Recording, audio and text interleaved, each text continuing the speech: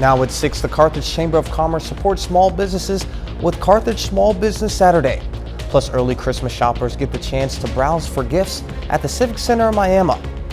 And we'll take a look at some model trains during the train show and swap meet in Joplin History Month. The 4 states' most watched news starts now.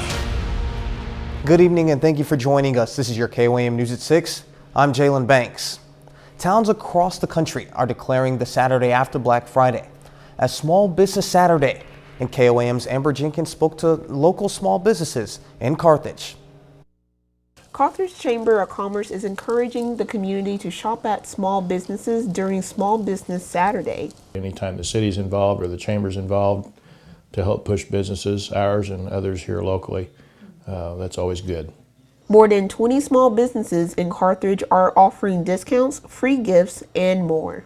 Everybody knows that small businesses, they really employ a large force throughout the nation. Here in Carthage on the square, being a small business is hometown service. The customers come through the door. We not only know their name, but we generally know the project they're working on. The small business community is tight-knitted, often supporting each other's businesses. And if we can't provide it, we actually have other businesses in the area that we partner with and say, hey, let's go down here and see if we can get you some help over here. So the small town community or the small business community that grows together is really going to survive together. Small Business Saturday is especially helpful for local businesses recovering from economic hardship.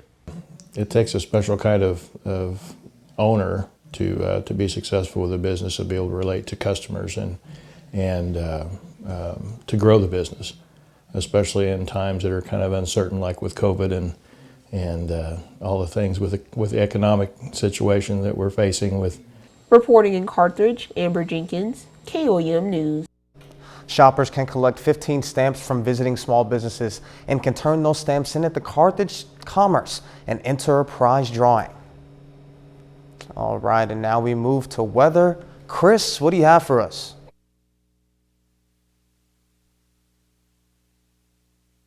And at 7th and Range Line, you can see it's raining pretty good.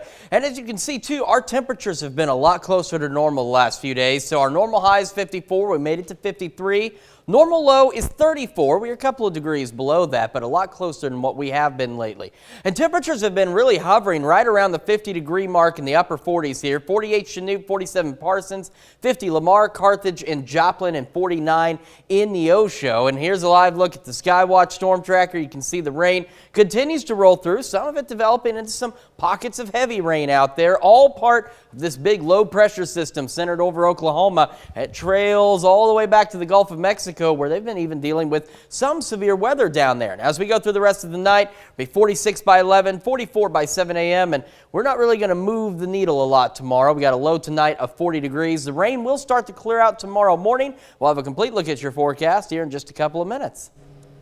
The Miami Civic Center hosted the annual Miami Roadshow Shopping Day. The event gives individuals an opportunity to get some Christmas shopping done under one roof through local boutiques and vendors. I think that this is our first time in Miami, so we don't really know what to expect. But I can tell you that we were pretty blessed. He came by, the mayor, and invited us to do the Heritage Days. So we will have the whole Civic Center full for the Heritage Days. Earlier today, the Joplin History Museum teamed up with the Tri-State Model Railroaders to host a train show and swap meet. Kind of relive people's memories too, the people that come by to see the trains. They like that, and of course they remember the days when they were kids. And their dad had a set maybe, and the vendors, they enjoy the hobby too, so they like taking some of the stuff they can't use anymore, somebody else, like a swap meet, regular swap meet. Everybody can trade off what they want and what they don't want. So. Participants were able to see over 55 tables of items for sale or trade. All proceeds at the door went to benefit the Joplin History and Mineral Museum. We now take this time to honor our 4th State hero. Robert Farrar, a Joplin native, served in the Navy from 1954 till 1974. Farrar was stationed in San Diego and Long Beach, California while serving. To Hospital Corpsman Robert Farrar, we thank you, our 4th State hero. Coming up, a look at this week's top health stories. maintaining the nation's blood supply this winter, and how just good is so-called good cholesterol. Michael George has some of the week's top health stories. A national poll finds 1 in 7 U.S. parents have not discussed flu or COVID-19 vaccines with their child's primary care provider during the pandemic. Some parents say they went elsewhere because supplies were short. But University of Michigan researchers say the poll suggests other parents are not vaccinating their children at all, and even actively avoiding the discussion by canceling or delaying regular pediatric appointments. High-density lipoprotein, or so-called good cholesterol, may not be as strong a barometer of heart health among all racial and ethnic groups.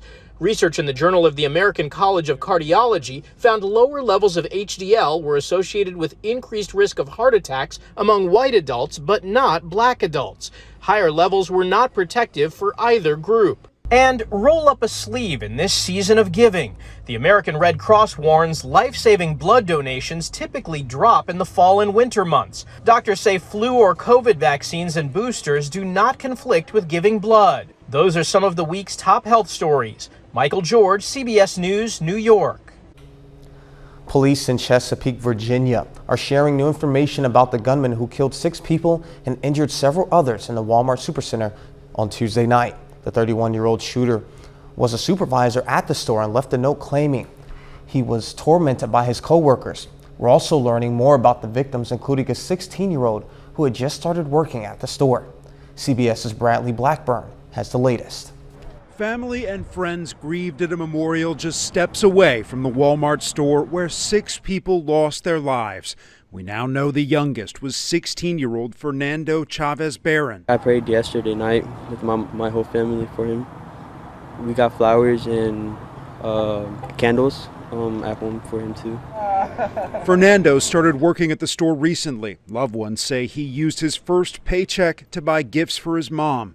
Walmart has confirmed that all of the victims in Tuesday's shooting were store employees. The shooter was a store manager who witnesses say opened fire inside a break room as workers were about to start the overnight shift. He literally was just doing like this. He was not aiming at anybody specific.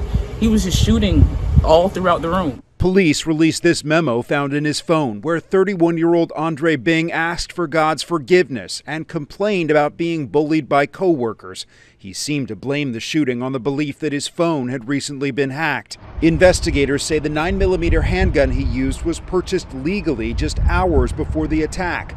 Virginia is not among the 9 states with a waiting period to buy a gun. The rationale behind waiting periods is that gun violence is often impulsive, and forcing a gun buyer to take a cooling off period can reduce violence. Authorities say the shooter, who died at the scene with an apparent self-inflicted gunshot wound, did pass a background check before buying the weapon. He had no criminal history. Bradley Blackburn, CBS News, New York. According to police, 2 other victims who were shot are still in the hospital, and 1 is in critical condition. And a little later, we'll take a look at a middle school basketball player who's beating the odds. But first, we've got rain across the 4 states. How long is it going to last, and what does our Sunday look like? We've got those answers coming up.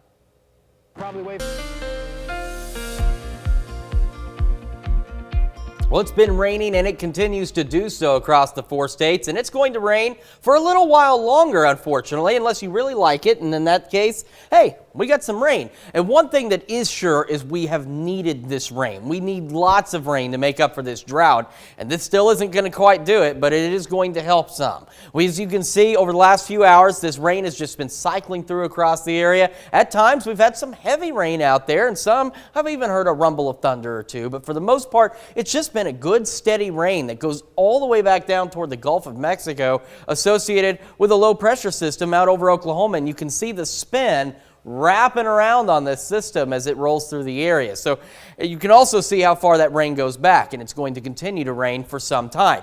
50 degrees in Joplin right now, east breeze at about 13, and You don't need this icon to tell you it is definitely raining, and it is still wet outside and will remain that way as the rain will continue. Temperatures have been hovering for a while. There's not been a lot of change in these temperatures over the last couple of hours. 47 Neodesha, at 48 Parsons, 49 Pittsburgh, 50 in Lamar and Carthage, and 49 down in Neosho. As we head into the morning hours, we're looking at a low of 40, be 46 by 11. You can see the rain still holding on. It's going to start tapering off tomorrow morning, and it's going to leave us with some mostly cloudy skies for most of your Sunday, which we can now see on the fancy future track. So here we go into 11 o'clock tonight. Some heavy rain up to the north state, Nevada, Fort Scott, Iola, Yates Center, and then down here just some good old-fashioned rain coming down. We go into early tomorrow morning. You can still see a good blanket of rain, but you see the wind arrow shift as this low pressure system starts to track on off to the northeast. And by the time we head towards sunrise, you can see not as much widespread rain across the area. And we get a little further into the morning, we're left with just a stray shower or two by 10 o'clock tomorrow. And then that exits out of here and we're left with just cloudy skies. It's not until Sunday evening that the clouds will eventually begin to clear across the area. So rain chances over the next few hours are going to remain high. And then again, as we head into the early morning hours, they'll taper off until we're just left with cloudy skies. Going through the rest of your Sunday, we got the early morning showers, 44 by noon and 40 by 5. 44 is our high, so kind of like this evening, thanks to the blanket of clouds, the rain, everything all in concert with each other. Our temperatures don't really change much throughout the day tomorrow. We have already seen a decent amount of rain. This rain tracker is showing the additional rain between now and 9 o'clock tomorrow. So some points up north, like Fort Scott, Nevada, could pick up an additional inch of rain from what we've already seen. The rest of us are still going to get maybe another quarter inch of rain from the system through the rest of today. All right, we start to warm up briefly. 56 on Monday, not too bad. And if you're still traveling, if you're heading back home, maybe from your Thanksgiving plans by Monday, Monday's a good day to do that. Tuesday, we start to see a system come in, a nice cold front builds in, brings us a slight chance of showers, and the big thing it does is we go from 64 Tuesday to 28 degrees for that overnight low, only 37 on Wednesday. We're slow to recover, but we do get back closer to normal as we head into next weekend, just in time for another system to move into the area and bring us some additional rain chances. So again, it's rain that we need, but boy, those temperatures Tuesday and the Wednesday are going to be a shock for us. Absolutely, and then hopefully we don't have, any rainfall and then it freeze overnight. So that would be a very bad thing to have happen. Of course, as we get closer to Tuesday, we'll keep an eye on the whole thing overall. But it looks like any rain we see Tuesday is going to be early enough that it'll taper off, and then the cold front will come in, and then it'll get cold. But you could still have some slick spots that'll ice over out there. So. Gotcha. All right, sounds good. Thank you, Chris. Still ahead, the Pitt State Gorillas hit the field against Ferris State, aiming to move on to the national quarterfinals. And Big 8 rivals Lamar and Seneca square off for a spot in the Missouri Class 2A state championship. Jacob Leonard has those highlights and more after the break.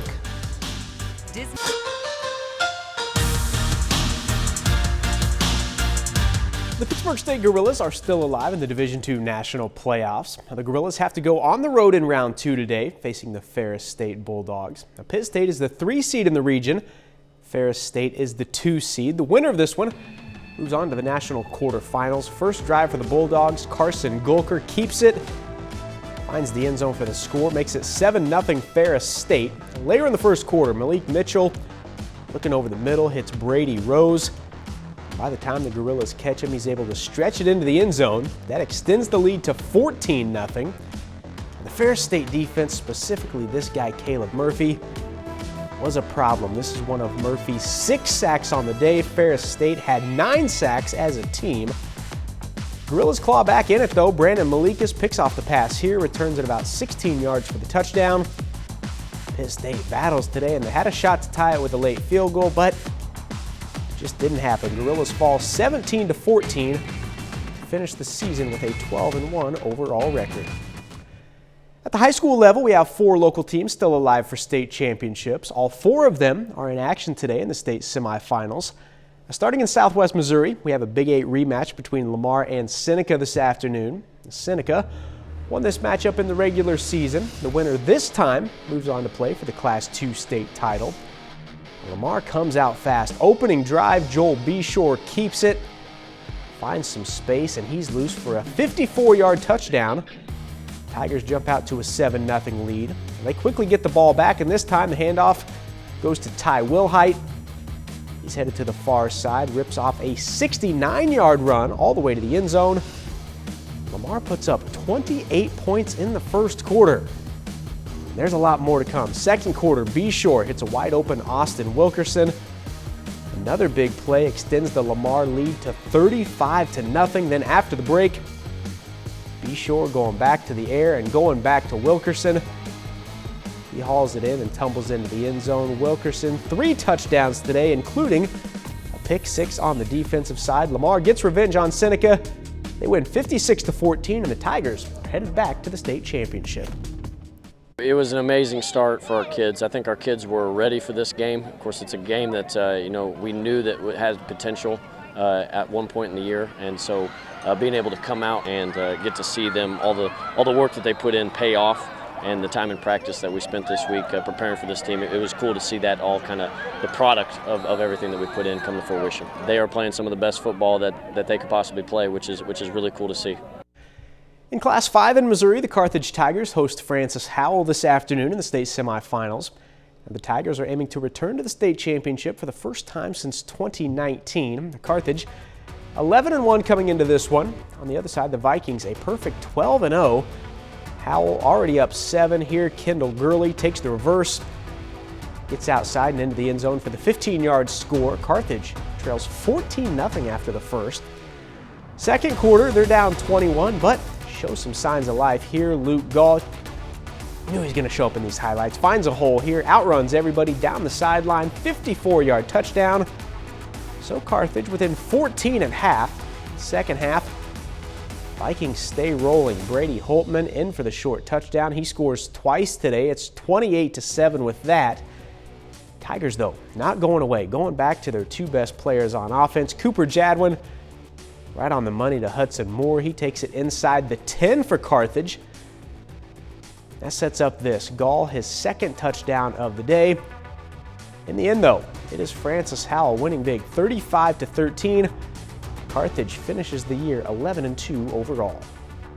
They are a very talented group over there. You know, there's really not a weakness that we could exploit today. If we felt like we had one, they closed that pretty quickly.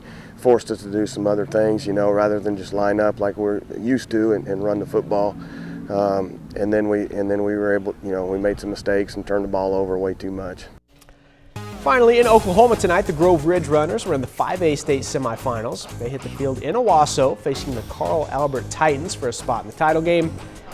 That one begins here shortly at 7 o'clock. We'll have the latest from the game right here tonight at 10. So obviously, a very good day for the Lamar Tigers against Big 8 rival Seneca. Yeah. But unfortunately, the season ends for the Pittsburgh State Gorillas and the Carthage Tigers, 2 teams that had great seasons. Absolutely. And then, you know, with those programs, they're going to be right back in it all next season. Oh, yeah. They're full of players. And we'll be counting down the days when football season starts rolling back around in the 4 states. All right, well, that's it for sports. We'll be back with more after the break. You can do whatever you want when you put your mind to it. And this middle school basketball player is the perfect example of just that. It's a big inspiration for other people. Josiah Johnson was born without legs, but that doesn't stop him from doing what he loves. It's just like something I had to do. You know, I don't want you doubting me because I have no legs. I want to show you that I'm just as human as you are and I'm just as good as you are, if not better than you. Johnson has been playing basketball since kindergarten, and this is his first year on a team. He tried out and made the Moore Middle School team. I acted like I wasn't excited in front of the coach. I was like, oh, okay. You know, when I went in the gym, I was excited. I was like, I made the team. He's never let any limitations slow him down. He shows up every day. If we have to do sprints or something like that, he'll run them too as well. So that's very exciting to see him actually get out there and do everything that they try to do as well. Not only did he make his team, on Thursday night, he started and he also performed. Johnson is not one to complain. His positivity and determination inspires everyone he comes in contact with. He's improved my confidence as a player and a person, off and on the court, no matter what, just because he don't care what nobody else says. He's him and he don't care. He could inspire other people. Don't think just because you don't have something you can't do something. You can always pursue what you want to in life. not everybody can do what he does. So he helped encourage us by telling us what to do, you know, if they don't know what to do. A young basketball player with a simple message. Prove your doubters wrong, I guess. People are going to doubt you regardless of what happened. Dominique Yates, Louisville, Kentucky, CBS News. Man, isn't that something you were talking about? That you know, crossover was he got him, didn't he? Impressive. That's Absolutely. impressive. All right, Chris, what do you have for us? Well, we got rain continuing into the early morning hours of tomorrow and a little bit cooler and cloudy, 44, warming up Monday and Tuesday, and then a big cold front comes in. Look at Wednesday dropping back down 37 before we gradually warm up again to the end of next week. Yeah, I'm going to be bundling up until we get that warm up. All right, we're wrapping up football season, but what else do you have for us? We got one more. The Lamar Tigers next Friday playing Blair Oaks for a shot at their 9th Class II state title. Whew, man, 9? I want it. I want it. That's awesome. All right, well, that's our time for now. We'll see you right back here at 10 o'clock.